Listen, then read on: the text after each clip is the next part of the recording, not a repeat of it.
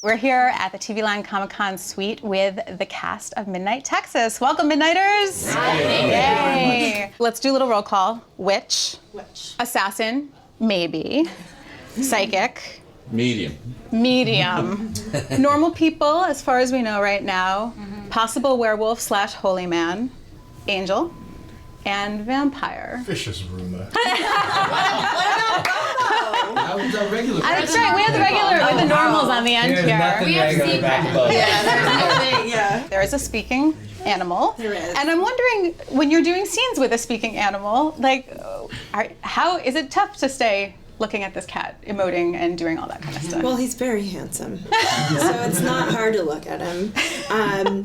And he's a pretty good actor, so I feel like I get a lot from him. Okay. When there's enough treats around. I mean, which of us does not love treats for rewards? So very briefly, the premise. Manfred, Francois's character, comes to this town, this crazy town, Midnight, Texas, where weird things happen and supernatural beings live. How come they're so inviting to him, so welcoming to him when he comes, considering that everyone there? Well, I am definitely not. Oh yeah, I know you're definitely not. I think that Midnight's a place where we've all sought refuge, and as long as you don't attack that refuge, we accept that people need it.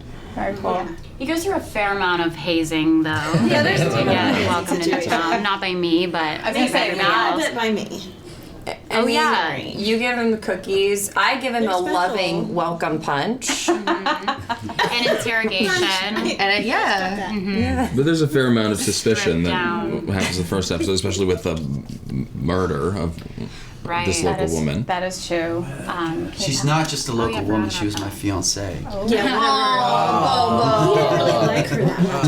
I don't. It didn't have legs, that relationship, anyway. Well, I have to say, I came into it thinking this is going to be another supernatural procedural where everything is wrapped. At the end of this, you move on to the next episode and it's kind of a clean slate, but that's not the vibe at all. In fact, it's more of a northern exposure, quirky people working together. I like that. I think it's a genre show and it has all that comes with that, but I think that it's grounded in that the characters have very interesting interpersonal relationships and actually care about each other, and they're actually quite well defined. And basically every episode is almost like an origin story for each character as the series progresses, and then we have an overarching theme that's always present and that plays out. I have a question, Peter. Every vampire / supernatural show has its own set of rules. And I have a question about when your character chooses to suck energy as opposed to blood. The idea really is that, and the viewers will actually get to see how that evolves in Lem, the vampire. And the idea is that depending on the severity of the action required, he can leech energy or he can actually do what vampires do and simply eat you. There's that.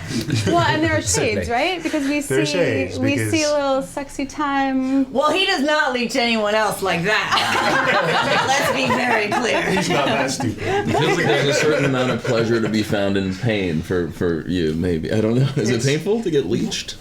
So the Lem and Olivia leeching is he feeds off of Olivia has huge anger issues and sometimes it becomes like unbearable and too much, and so he's able to leech the anger and the pain out of her, and in turn it feeds him and gives him energy.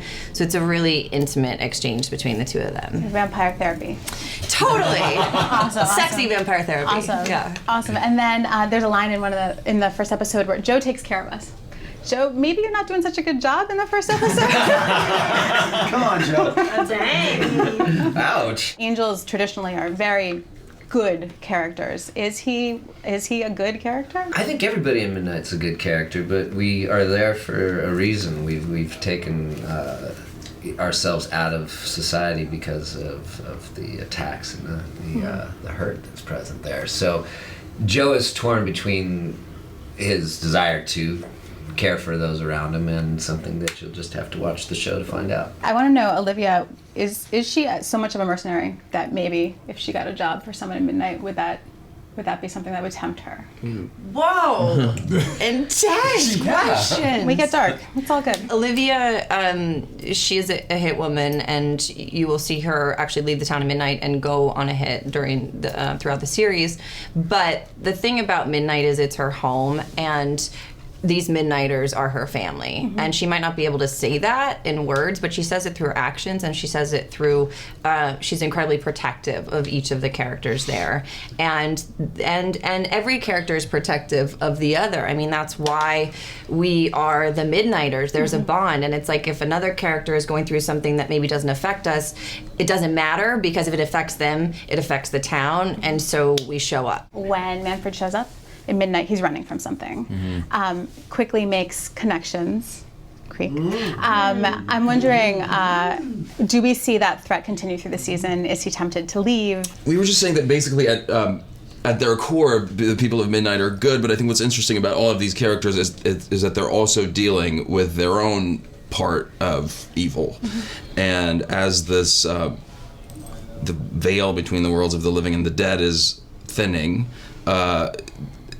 the evil within them sort of comes to the surface, and they have to not necessarily repress it, but learn to deal with it.